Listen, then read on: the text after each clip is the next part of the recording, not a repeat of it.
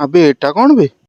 ଖାଲି କି ପଖାଳ ସହିତ ଦି ତିନି ପ୍ରକାର ନହେଲେ କଣ ଭଲ ଲାଗିବ? ମୁଁ ତ ସକାଳେ ପଖାଳ ବାଡା ହେଲେ ମୋର ପାଇଁ ଦି ତିନି ପ୍ରକାର ହବନି, ଏଟା ହବ ନା? ସେଇ ଦି ତିନି ପ୍ରକାର ଆଇଟମ ନେଇକି ପଖାଳଟେ ବାଡେଇ ଦେଇକି ବାହାରି ଗଲି ଦୋକାନ ଯାଇ ପାଣି ଆଣିଲି, ତାପରେ ଲାଗଲି ଠାକୁରଙ୍କ ପୂଜା କାମରେ। ସରିଲା ପରେ ବାବା ଆଣିଥିଲା କିଛି ପଥର, ବାବା ମତେ ଦିଟା ଦେ ତ। ପ୍ରଥମ ମନା କଲା, ତାପରେ କୁନ୍ଥେଇ ମନ୍ଥେଇକି ଚାରିଟା ପଥର ଦେଲା। ତ କହୁଛି ଏଟା କଣ? ମୁଁ କହିଲି ପଥର, ଏଇ ଯୋଉ ମାଛ ଆକ୍ୱାରିୟମରେ ପଡେ। ନା ଏଟା ସେଟା ନୁହଁ। ତାହେଲେ ଆଉ କଣ ଏଟା? କହୁଛି ଖାଇକି ଦେଖୁନୁ। ମୁଁ କହିଲି ପାଗଳ ଫାଗଳ ହେଇଛୁ ନା, ପଥରଟା କଣ ଖାଇମି? ଖାଇକି ତ ଦେଖ। ଖାଇଲା ବେଳକୁ ପଥରଟା ପୁରା ଜେମ୍ସ ଚକଲେଟ ଭଳିଆ ଲାଗିଲା। ମୁଁ ତାକୁ ଟିକେ ଖାଇକି ଦେଖିଲା ବେଳକୁ ଏଟା ତ ଜେମ୍ସ ଚକଲେଟ ଭଳିଆ ଚକଲେଟ। ବାବା ଏଟା କୋଉଠୁ ଆଣିଲୁ? ମତେ ଟିକେ ଆଣିକି ଦେ। ଏଟା ସାଉଦିରୁ ଆଇଛି। ମୁଁ ସେଇଆ କହିଲି ବା, ଏଠି ତ ଏଗୁଡା ମିଳିବନି, ଆସିଲା କୋଉଠୁ? ତାପରେ ଦୋକାନ କାମ ସାରିକି ବାହାରି ଗଲି ଜିମ୍ ଭିତରୁ ଗଲା ବେଳକୁ ଆଜି ଆସିଥିଲା ଆମ ଓମ ଭାଇ, ଆ ସହିତ ସମ୍ବିତ ଭାଇ।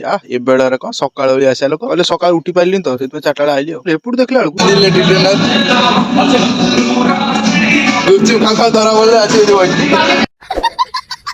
ଜିମ୍ ସାରିକି ଦୋକାନ ଆସିଲା ବେଳକୁ ଦେଖିବ ଏଠି ତ କଲେଜ ଛୁଆ ମିଟିଂ ଚଲେଇଛନ୍ତି ମୋ ଗାଡି ଉପରେ। ଆଉ ଚାଲୁ ଚାଲୁ ମାଲିକ ଆଜି ପାଇଁ ଏତିକି। ଏମିତି ନୂଆ ନୂଆ ଜିନିଷ ଦେଖିବା ପାଇଁ ମୋ ଚ୍ୟାନେଲ ସବସ୍କ୍ରାଇବ କରିଦିଅନ୍ତୁ ଆଉ ଲାଇକ୍ ସେୟାର ବି।